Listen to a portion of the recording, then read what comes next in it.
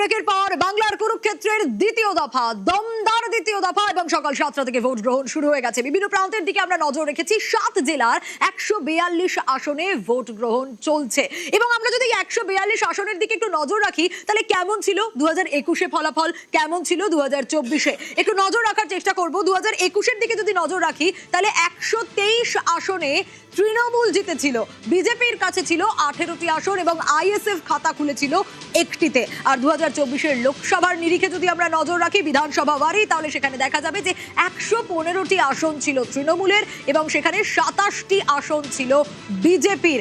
অবশ্যই 2024 2021-এ তো নজর রাখলাম, 2026-এর জন্য আমাদের নজর রাখতেই হবে 4 মের দিকে। কি হতে চলেছে 4 মে সেটা নজর থাকবে, কিন্তু আজ এই দ্বিতীয় দফার ক্ষেত্রে সকাল থেকে বিভিন্ন প্রান্তে আমরা নজর রাখছি। আমাদের প্রতিনিধিরা রয়েছেন।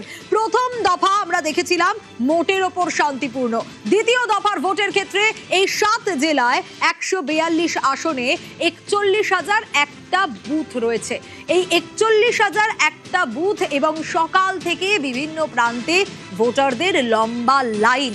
এই 41,001টা বুথের মধ্যে যদি আমরা দেখি যে ভোটার সংখ্যা, তাহলে দ্বিতীয় দফায় 142 আসনে ভোটার সংখ্যা হচ্ছে 3,21,75,305।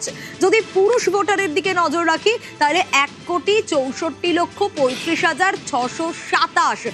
আর শতাংশের নিরিখে তা 51.08%।